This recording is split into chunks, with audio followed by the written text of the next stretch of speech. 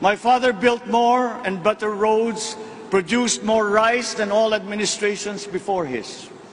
President Rodrigo Roa Duterte built more and better than all the administrations succeeding my father's. Much has been built, and so well.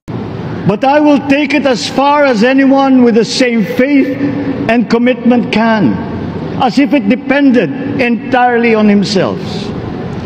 Sa pangarap na maging mapayapa ang ating bansa, ang pangarap nyo ay sirain ko.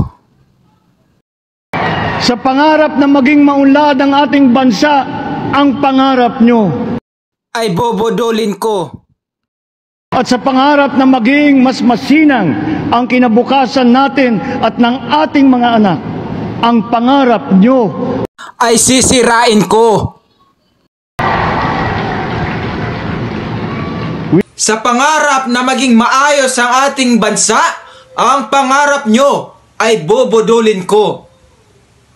Sa pangarap na magkaisa ang ating bansa, ang pangarap nyo ay sirain ko.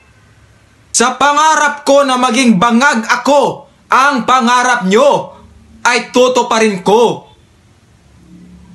Sa pangarap na maraming mananakaw, ang pangarap ko ay tutuparin ko.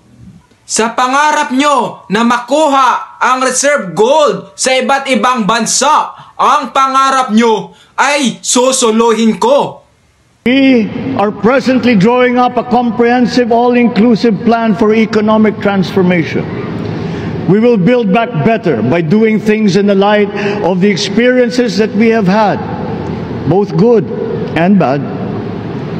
It doesn't matter. No looking back in anger or nostalgia. In the road ahead, the immediate months will be rough, but I will walk that road with you. Yung aking pangarap na sinabi na nung bago akong upo, na sana mapababa natin ang presyo ng bigas ng 20 piso.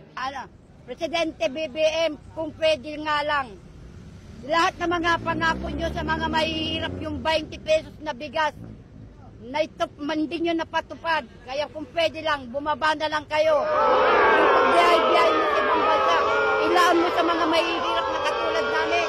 Ang daming mga trahigyang nangyayari. Naniwala naman kayo. Eh, kampanya lang yan. Kumagat kayo. Ano? Bahala ka sa buhay.